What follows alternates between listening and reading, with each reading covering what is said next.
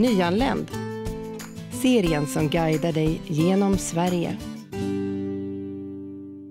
Idag ska vi prata om hur Sverige styrs och därför har vi med oss dig, Dalia, som är statsvetare. Kan du inte berätta lite, vad gör en statsvetare egentligen? En statsvetare som jag jobbar på universitetet och jag är lärare och jag forskar om hur staten funkar, hur kommunerna funkar och hur medborgare kan vara med och påverka politiken. Nu ska vi kika på en fråga som vi har fått på stan. Hej, jag heter Sultan, jag är 20 år, jag bor i Handen. Jag kommer från ett land som låtsas demokrati. Varför ska jag rösta i Sverige? Det är en jättebra och viktig fråga. I Sverige har vi ju inte en låtsasdemokrati, vi har ju ett representativt system. Och det betyder att vi har makten i grunden själva, men vi väljer personer som ska representera oss i parlamentet, alltså i riksdagen, men också i kommunen och på EU-nivå. Och det är jätteviktigt att vi är noga när vi gör våra val, men det är också viktigt att vi faktiskt gör de här valen. Vi vill ju inte låna ut vår makt till vem som helst eller till vilka idéer som helst. Det är ju också viktigt att alla vi är med och bestämmer, både män och kvinnor och unga och gamla och de som bott länge i Sverige och de som har kommit nyligen. Sen är det ju också så att våra politiker, de har ju den makten egentligen oavsett om vi röstar på dem eller inte. Så därför är det också extra viktigt att vi röstar. Kan vem som helst rösta? Eller hur funkar det? Du får rösträtt när du fyller 18 år och sen röstar vi i Sverige i 4 olika val. Till riksdag och till EU-parlamentet får du rösta om du är svensk medborgare och sen röstar vi också till kommun och landsting. Och för att få rösta där så ska du vara folkbokförd där och du ska ha bott där i 3 år, varit folkbokförd i 3 år. Då har vi fått ett mejl från Batul. Hon skriver: Jag är van att människor censureras i mitt hemland.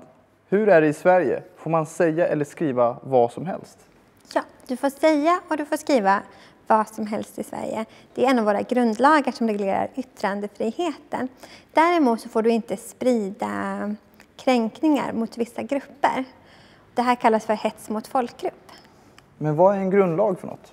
Ja, en grundlag eller en konstitution är en lag som är över alla andra lagar. De är därför särskilt viktiga i en demokrati. Grundlagar reglerar förhållandet mellan oss som är medborgare och staten.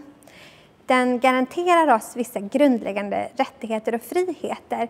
Yttrandefrihet, religionsfrihet, föreningsfrihet, pressfrihet och så vidare. Men den berättar också för staten vad de får göra och hur de ska göra det. Hur de får fatta beslut, vilken typ av beslut som ska fattas på olika nivåer.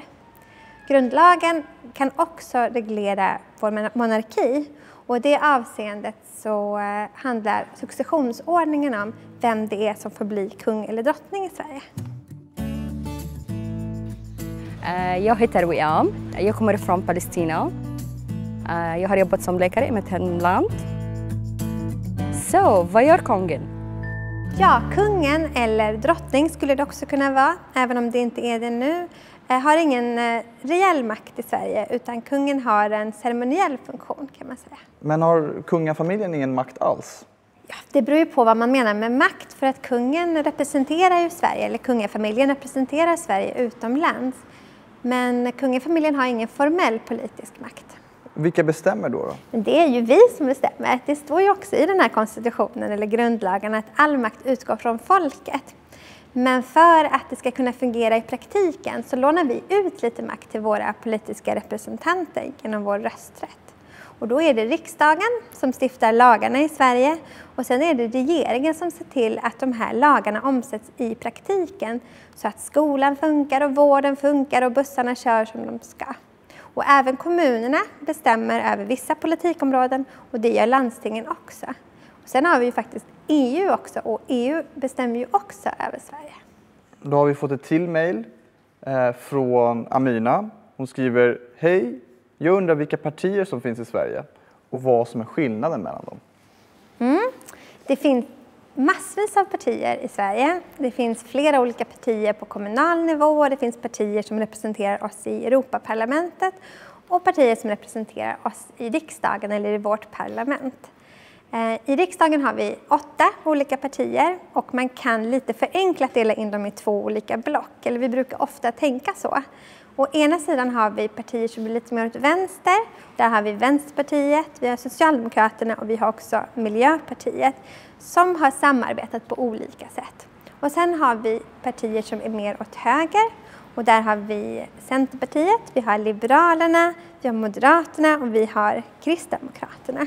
Och sen har vi också ett parti som heter Sverigedemokraterna som är representerade i parlamentet och i riksdagen.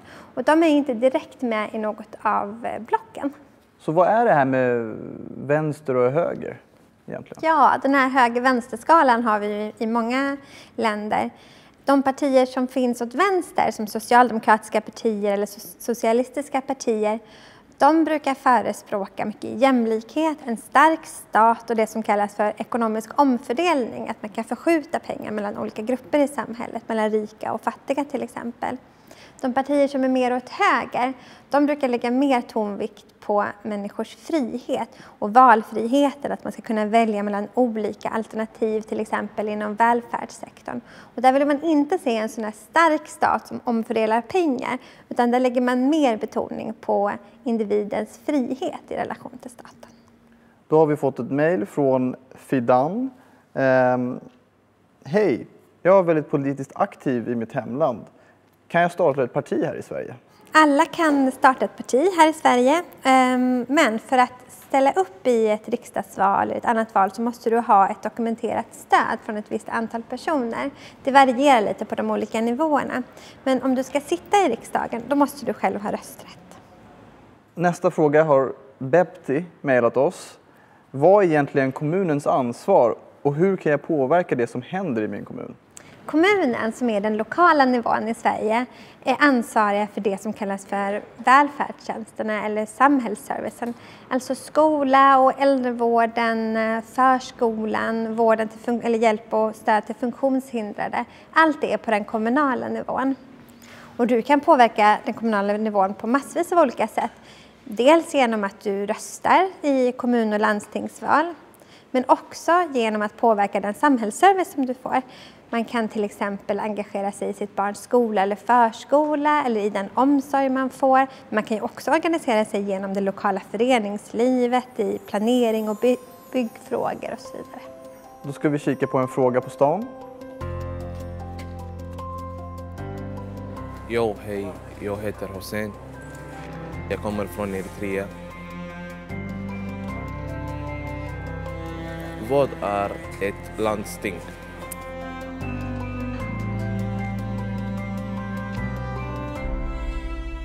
Landstinget, det är precis som en kommun kan man säga. De har samma typ av lag och de gör lite samma sak eftersom även landstinget tillhandahåller en välfärdstjänst. Men landstinget tillhandahåller vård. Så vårdcentraler och så vidare ligger inom ramen för landstinget. Men man kan också rösta i ett landstingsval och man kan också påverka landstinget på lite liknande sätt som man kan påverka på kommunal nivå. Då har vi en fråga från Facebook från Mino. Hon skriver: Hej, får jag engagera mig i ett svenskt parti innan jag har fått mitt medborgarskap? Ja, det finns inga formella hinder för att du ska engagera dig i ett politiskt parti.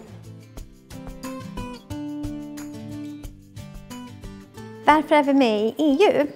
Ja, vi är ju med eftersom vi röstade om det i Sverige i mitten av 90-talet. Och då var det ungefär hälften som röstade ja och ville att vi skulle gå med i EU. De allra flesta politiska partierna, men inte alla, vill att vi ska vara med i EU. Och också mycket företag och näringslivsaktörer har också ett intresse av att vi är med i EU. Varför finns det ett EU-samarbete? EU-samarbetet i grunden handlade om att vissa länder ville samarbeta med varandra för att förhindra att det blev krig i Europa igen. Och sedan dess så har ju fler länder tillkommit men också fler uppgifter för EU-medlemskapet. Och man kan vara med eller tycka att vi ska vara med i EU av många olika anledningar. Både för att vissa frågor faktiskt kräver ett samarbete som till exempel miljöfrågor. Och idag tycker man också att migrationsfrågan är en sådan fråga. Men det kan ju också handla om den fria rörligheten både för pengar men också för människor som ska kunna röra sig och till exempel studera i olika EU-länder. Men hur påverkar EU-medlemskapet oss i Sverige? Det påverkar oss väldigt mycket på många olika sätt. Både genom olika typer av internationellt samarbete som till exempel olika miljösamarbeten men också idag i den här migrationsuppgörelsen. Men EU påverkar också vår vardag på olika sätt. EUs lagar är över våra svenska lagar. Så de lagar och beslut som man har i EU, de gäller också här i Sverige. Så vi får anpassa vår lagstiftning till EUs lagstiftning. Och i praktiken så är det allt från liksom buller i våra städer, alltså hur mycket det får låta runt omkring oss, till hur en lekplats ska utformas för att den ska vara säker. Och till och med sådana detaljer som hur länge man får ha mat på bordet i en offentlig lokal. Så EU påverkar oss väldigt mycket i vår vardag, men också på ett väldigt brett politiskt sätt. Hur kan vi svenskar påverka det som beslutas på EU-nivå? Och det kan man göra på olika sätt. Även om EU ju kan kännas långt borta så kan man ju faktiskt ändå påverka. Dels så röstar vi till EU-parlamentet, men man kan ju också påverka mycket mellan valen. Man kan ju gå med i ett parti eller så kan man gå med i en organisation i en fråga som man brinner för. Kanske miljöfrågor eller kvinnorättsfrågor eller liknande. Man kan ju också påverka EU genom kommunen. Många kommuner och regioner har representation i EU och också fackföreningen. Om man är medlem i facket så kan man via sin fackförening också påverka EU. Så det finns många olika kanaler och sätt att påverka EU. Folk kan ju känna att det inte spelar någon roll vad en röstar på. För politikerna gör ju som de vill ändå. Spelar det någon roll och vad och vem man röstar på? Ja, alltså politiskt deltagande spelar roll. Att rösta är ju ett sätt att vara en politisk medborgare, men att vara politisk medborgare är ju väldigt många andra saker också, som just det här engagemanget i samhällsservicen eller föreningsliv eller liknande. Men att tro att man inte har makt i en demokrati, det är faktiskt det vanligaste sättet att förlora makt. Det är viktigt att man förstår att vi har makt, vi har en möjlighet att påverka och veta att varje röst faktiskt ändå kan göra skillnad. Antingen ensam men också i samarbete med andra, både inom ramen för partierna men också genom föreningslivet. Tack Dalia för alla bra svar. Ha det fint och vi ses snart igen.